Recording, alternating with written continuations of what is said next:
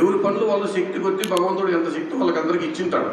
మనం చేయాల్సింది ఏమంటే ఒక అడుగు వేయాలి, ప్రయత్నం చేయాలి. ఇప్పుడు వంకరకుంటంలో మేము వెళ్ళి చెప్తే అయ్యా ఒక చిన్న రూము నేను జిల్లా అధ్యక్షులు కూడా చిన్న రూమ్లో ఉంది, భజనలు స్టార్ట్ చేసుకోండి అని చెప్పింది.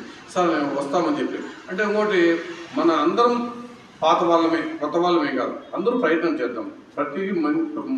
ప్రత్యేకించి మరి ఒకసారి చెప్పడం ఏమంటే సార్ అది మిస్ అయినాడు. మనము ఇదంతా ఎందుకు స్ట్రెంగ్తైన్ చేసుకోవాలనుకుంటున్నామంటే స్వామివారికి 2025లో జరిగే శత జయంతి ఉత్సవాలకు మనము భగవంతునికి సంతోష పెట్టడానికి భగవత్ కార్యక్రమాలు చేసుకుంటూ మన సంస్థలను స్ట్రెంగ్తైన్ చేసుకుంటూ సరే స్వామి ఆ 100వ శత జయంతి జరుపుకునేటప్పటికి నా బిడ్డలు కూడా చక్కగా నేను వీళ్ళందరినీ సెలెక్ట్ చేసుకున్నందుకు వీళ్ళు బాగుపడమే కాకుండా పక్కన వాళ్ళు కూడా బాగుపరిచి ఈ సన్మార్గంలో నడిపిస్తున్నారు. స్వామిని సంతోష పెట్టాలి కదా, స్వామిని సంతోష పెట్టినట్టే అవుతుంది.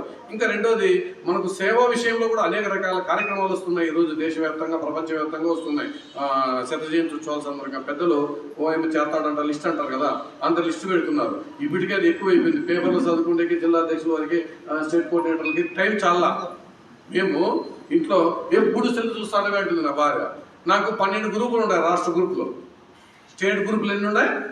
12 ఉన్నాయి. నేషనల్ గ్రూపులు 4 ఉన్నాయి, ఆల్ ఇండియా గ్రూపులు. ఇంకా మన జిల్లా గ్రూపులు 4 ఉన్నాయి, సమితి గ్రూపులు ఒకటి ఉంది. ఇంకా జిల్లాలో మళ్ళీ సపరేట్ జిల్లా సేవాదారులు కోఆర్డినేటర్ గ్రూపులు ఉంటాయి, డిస్ట్రిక్ట్ ప్రెసిడెంట్ గ్రూపులు ఉంటాయి, ఇవన్నీ ఉంటాయి. ఇవి కనీసం రోజుకు 40 నిమిషాల నుంచి 1 గంట సేపు ఆర్గనైజేషన్ విషయాలు చూసుకుంటే టైం చాలా.